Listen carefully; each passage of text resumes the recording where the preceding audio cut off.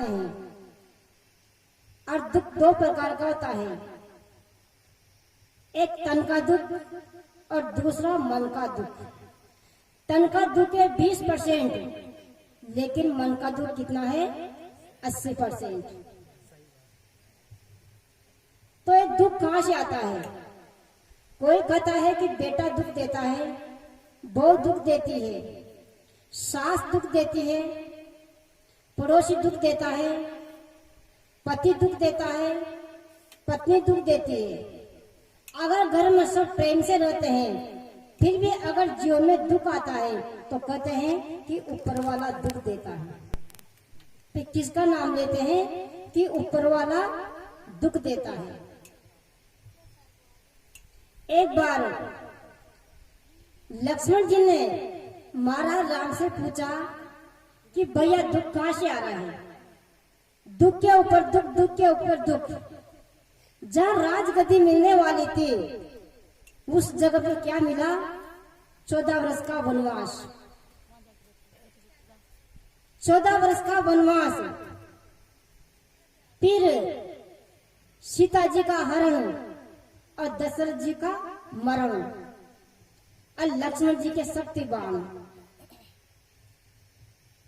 इतना दुख जिनको आप इस जगत के कर्ता धर्ता परमात्मा मान ले भगवान, वही दुखों से नहीं बच सके। अगर आपके जीवन में दुख आए और उनसे आप प्रार्थना करें, उनकी वंदना करें कि हे भगवान, हे परमात्मा, हमें दुखों से बचा देना, तो जिनसे आप प्रार्थना कर रहे हो वही दुख से नहीं बच सके तो आप कौन बचाने वाले हैं?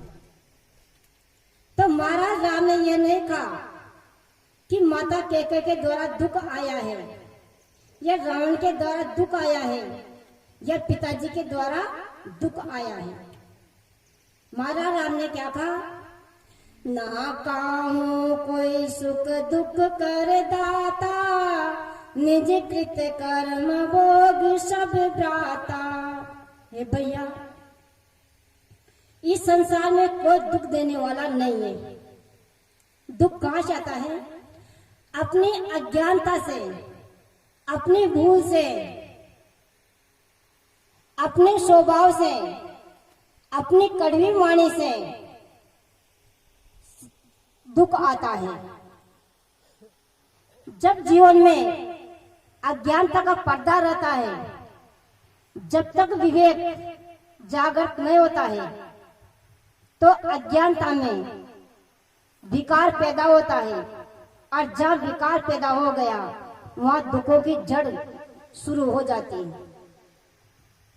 तो सदगुरु कबीर साहिब जी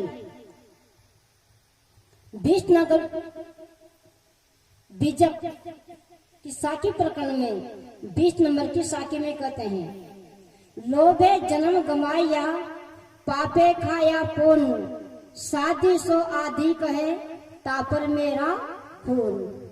किसमें पढ़ करके? लोभ में पढ़ करके, मोह में पढ़ करके, काम में पढ़ करके और क्रोध में पढ़ करके दुखों का बीज, दुखों की जड़ जमा लेते हैं। कौरव और पांडवों के बीच में दुखों का जो पहाड़ आया वो किसके कारण? मोह के कारण। किसका मोह? माया का। तो लोभ में पढ़ करके और दुखों को बीज, दुख के बीज बो लेते हैं। किस प्रकार से दुख के बीज बोते हैं? उदाहरण के आधार पर समझिए। कहते हैं कि पति दुख देता है और कोई कहता है कि पत्नी दुख देती है। न पति दुख देता है न पत्नी दुख देती है। एक बार क्या हुआ, घर में पति पत्नी, दोनों पति पत्नी। तो पति क्या करता था? रोज अपनी पत्नी को मारता था। दिन भर काम करने जाए, जब शाम को घर में प्रवेश करते सब खाना पीना सब काम करना पीछे, लेकिन पहला काम क्या है? पत्नी को मारना। रोज यही काम करता था। पत्नी सब काम करती थी, बढ़िया घर को संभालती थी, कोई गलती भी नहीं करती थी, लेकिन फिर भी रोज पत्नी को मारता था। लेकिन पत्नी समझदार थी, गुरुमुखी थी, तो पत्नी ने सोच लिया कि जैसा अपना कर्म बाग में था वैसा मिल गया। बेचारी खाती रही मार और सहती रही।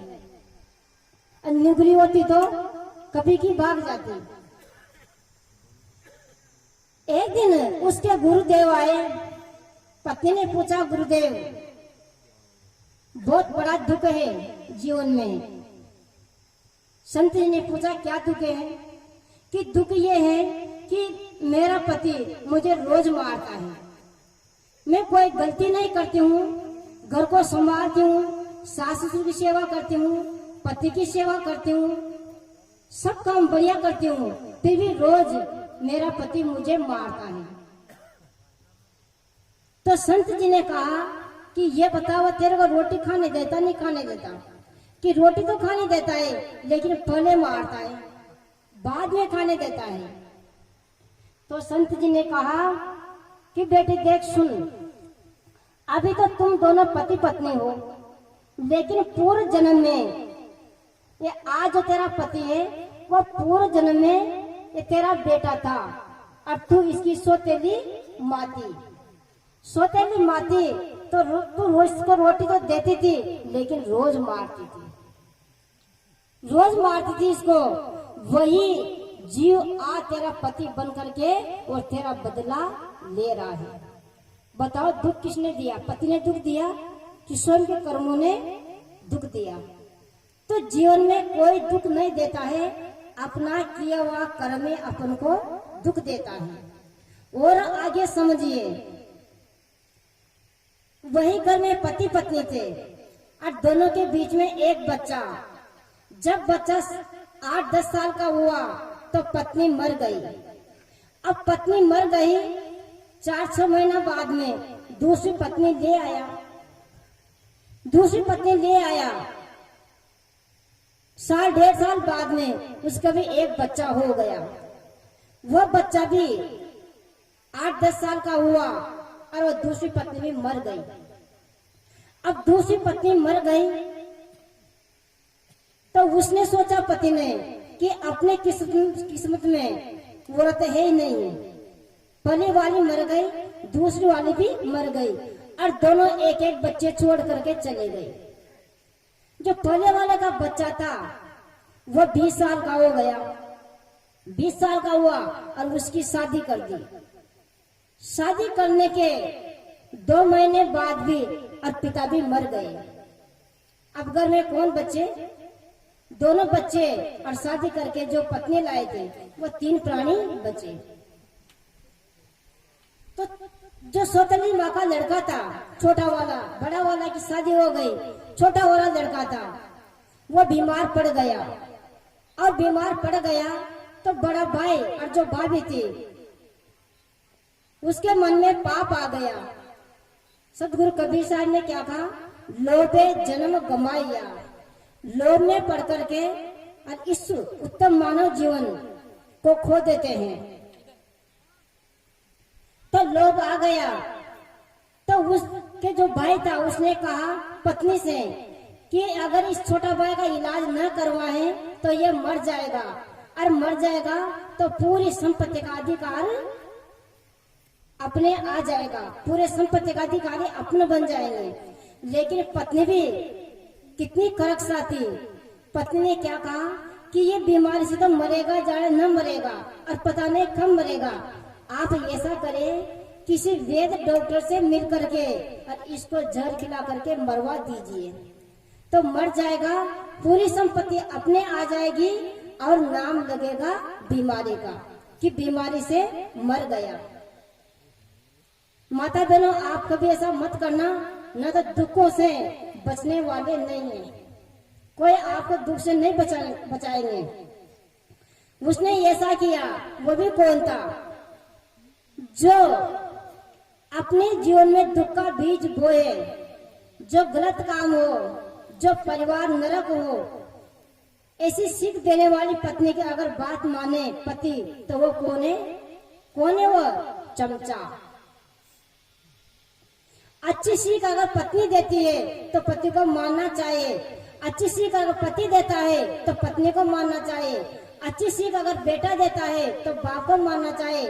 अच्छी सीख अगर बाप देता है बेटा को मानना चाहिए। लेकिन गलत सीख चाहे पिता दो तो पुत्र को नहीं मानना चाहिए। अच्छी सीख अगर गलत सीख अगर पुत्र दे तो पिता को भी नहीं मानना चाहिए। गलत सीख अगर पत्नी दे तो पति को भी नहीं मानना चाहिए। लेकिन उसने बात मान ली।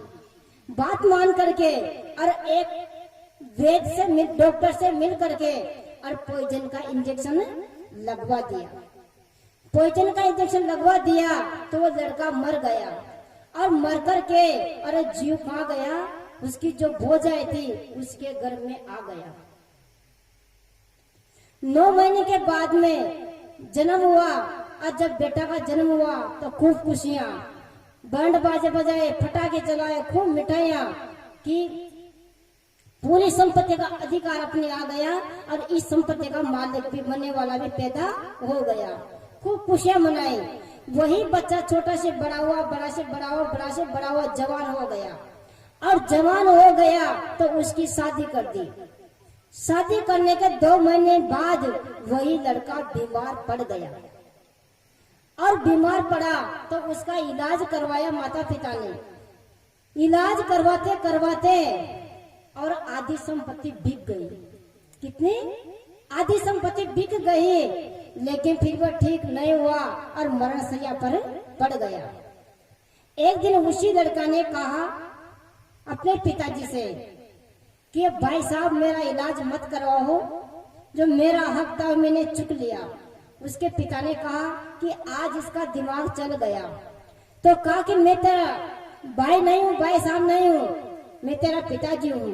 तो उसने कहा कि पिता इस जन्म के हो, पूर्व जन्म के आप मेरे भाई थे और मेरी संपत्ति को हड़पने के लिए, मेरी संपत्ति पर हक जमाने के लिए आपने मुझे जहर का इंजेक्शन दे करके मरवाए थे। वही मेरे हक को चुकने के लिए आज आपका पुत्र बन के आया हूँ। अब इस घर में मेरा 1 रुपया का भी अधिकार नहीं रहा। पूरी जो मेरा हक था वो मैंने चुक लिया। अब बस मैं जा रहा हूँ। उसके पिता ने कहा कि बेटा तेरे साथ जो मैंने किया छल कपट वो तो मैंने भोग लिया कि तू तेरा इलाज करवाते करवाते आधी संपत्ति बिक गई। अब तू कमाने का लायक था, हमारी सेवा करने के लायक था। अब तू जा रहा है तो जब तक मैं जीऊंगा तब तक रो रो के घुट घुट के जीऊंगा। लेकिन ये बता, जो तेरी पत्नी थी, तेरी पत्नी है, अभी 2 महीना पहले आई है शादी होकर के, तो इसका क्या दोष है? ये है हकीकत। क्योंकि उस समय सती प्रथा की रीति थी। जब पति मरता था तो जिंदी पत्नी को उसके साथ जला दिया जाता था। तो तू मरने जा रहा है और जो तेरी पत्नी है इसको भी तेरे पास साथ जलना पड़ेगा, तो इसका क्या दोष है? जो मेरा दोष था वो तो मैंने भोग लिया और भोगता रहूंगा। लेकिन इस पत्नी का क्या दोष है? तो तेरे साथ इसको जिंदा जलना पड़ेगा।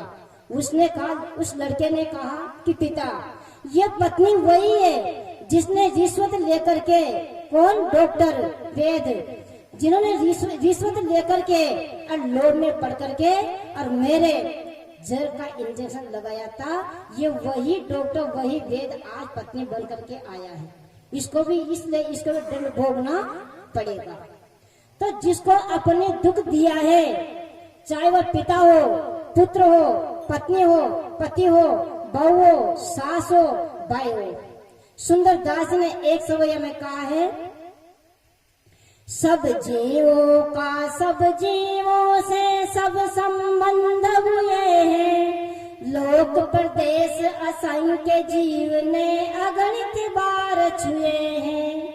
एक जन्म की पुत्री मरकर पत्नी बन जाती है, फिर आगामी भव में माता बनकर पैर पुजाती है।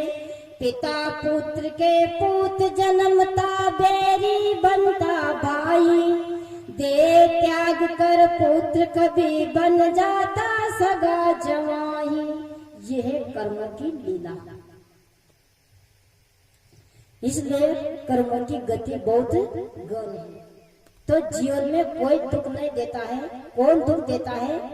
अपने किए हुए कर्म। तो सदगुरु कबीर साहब जी ने कहा है, लोभे जन्म गमाया पापे खाया पूर्ण। ये सुंदर उत्तम मानव जीवन प्राप्त कर करके और लोभ में पड़ करके, मोह में पड़ करके और लोभ में पड़ करके जीवन को खो देते हैं। जब लोभ आता है तो पुण्य को भी खा जाता है। लोभ आता है तो पुण्य भी नहीं कर पाते हैं। किस प्रकार से नहीं कर पाते पुण्य? एक जगह कथा हो रही थी, भागवत कथा। तो भागवत कथा हो रही थी, तो उस भागवत कथा कराने वाले जो पूरी समिति बनी हुई थी, उन्हें सलाह करी कि 7 दिन की कथा है, तो एक एक दिन सबका प्रसाद बटेगा। तो उस कथा में, उस सभा में एक सेठ जी बैठे हुए थे, और सेठ जी बैठे हुए थे तो लोगों ने कहा कि सेठ जी, एक दिन का प्रसाद आपकी ओर से बंटवाना पड़ेगा। अब नगर का सेठ मना भी कैसे कर सकते हैं? लेकिन अपन जानते हैं कि सेठ होते कंजूस, अधिकतर उदार दिल के सेठ तो कोई बिरले होते हैं। अगर अधिक ही उदार दिल के होए तो सेठ कैसे बने? तो सेठ जी ने हाँ तो कर दी कि हाँ जरूर मैं प्रसाद बंटवाऊंगा। जैसे उस दिन की कथा खत्म हुई और सब घर पर जाने लगे, तो सेठ जी घर पर गए और जाते जाते रास्ता में विचार करने लगे कि प्रसाद तो बंटवाएंगे, लेकिन कितने का बंटवाएंगे, क्या बंटवाएंगे? तो सेठ जी ने विचार किया कि 1-1 लाख की गड्डियां रखी हुई है तिजोरी में, तो ऐसा करेंगे 5,000 रुपए का प्रसाद बंटवा देंगे। फिर 2 फलांग आगे बढ़े, फिर सोचा कि अगर 5,000 निकालेंगे तो 1 लाख की गड्डी टूट जाएगी, तो प्रसाद भी बट जाए और 1 लाख की गड्डी भी ना टूटे। फिर आगे बढ़े तो फिर सोचा कि क्या करेंगे? ऐसा करेंगे कि जेब में 100 रुपया रखा है, तो 100 रुपया प्रसाद बंटवा देंगे, तो गड्डी भी ना टूटेगी और प्रसाद भी बट जाएगा। फिर 2 फलांग आगे बढ़े, फिर विचार किया कि 100 रुपया जेब में है, और अगर इस 100 रुपया का प्रसाद बंटवा देंगे तो जेब खाली हो जाएगी, और सेठ जी की जेब खाली रहना तो शोभा नहीं देता है। तो फिर क्या करें? फिर 2 फलांग आगे बढ़े और फिर विचार करने लगे कि ऐसा करेंगे, अपन एक श्रीफल का प्रसाद बंटवा देंगे, मतलब नारियल का प्रसाद बंटवा देंगे, तो जेब भी खाली नहीं होएगी और तिजोरी की भी खाली नहीं होएगी, 1 लाख की गड्डी भी नहीं टूटेगी और प्रसाद भी बट जाएगा। अब तो पक्का कर लिया। घर पर गए, जैसे दूसरे दिन सेठ जी कहाँ गए? नारियल लेने के लिए गए। अब नारियल लेने के लिए गए दुकान पे, तो कहा दुकानदार से, क्यों भैया नारियल है? दुकानदार ने कहा, सेठ जी पूरी दुकान लगा के बैठे हैं, आपको कितना चाहिए? 1 चाहिए, 2 चाहिए, 10 चाहिए? कि नारियल तो 1 ही चाहिए। ये बताओ कितने में देते हो? कि 1 रुपया में। कि 1 रुपया में? कि हाँ। कि अटनी नहीं देते हो, मतलब 50 पैसे में नहीं देते हो? तो कहा, शेर जी अगर 50 पैसे में आपको नारियल लेना है तो यहाँ से आधा किलोमीटर आगे जाइए, चौराहे की जो दुकान है उस पर आपको 50 पैसे में ही मिलेंगे। शेर ने सोचा यहाँ तक आ गए, आधा किलोमीटर जाने में क्या लगता है, तो चौराहे की दुकान पर चल गए। वहां जाकर के दुकानदार से कहा, भैया नारियल ले है, कितने में देते हो? कि 50 पैसे में। तो ये बताओ कि 25 पैसे में नहीं देते हो, मतलब 54 में। 54 में नहीं देते हो? कि शेठ जी अगर 54 में आपको नारियल लेना है तो यहाँ से आधा किलोमीटर आगे जाइए तो नारियलों का बगीचा है, बाग लगाओ पूरा, तो वहाँ जाइए आपको 54 में मिलेगा। उन्होंने सोचा 54 में मिल जाएगा, 95 पैसा बचेगा, कितना 75 पैसा बचेगा। वहां जाने में क्या लगता है। तो अब शेठ जी कहाँ चल गए? बगीचा में चल गए। बगीचा में चल गए तो बगीचा के मालिक से कहा कि क्यों भैया नारियल मिलेगा?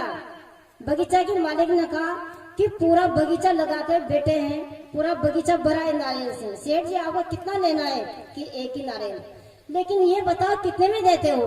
तो उन्हें कहा कि 54 में, यानी 25 पैसे में। तो ये बताओ कि 5 पैसे में नहीं देते हो? कितने में? 5 पैसे में। लोभे जन्म गमाया, किसमें? जीवन का जो अनमोल समय है वो किसमें जा रहा है? लोभ में। 5 पैसे में नहीं देते हो। मालिक ने कहा कि सेठ जी 5 पैसे मिल जाएगा, लेकिन कब मिलेगा? इस पेड़ पे चढ़ करके तोड़ना पड़ेगा।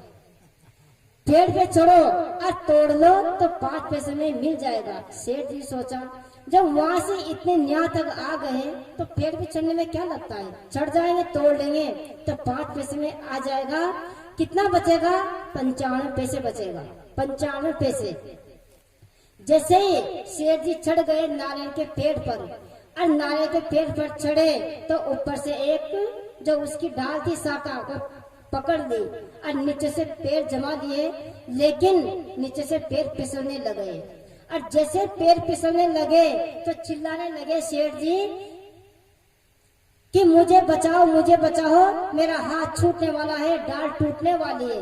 वो जो मालिक था बगीचा का, खड़ा खड़ा मस्ती से देखता रहा कि 5 पैसे में नारियल मिलेगा। सेठ जी आप 5 पैसे में नारियल ले लो।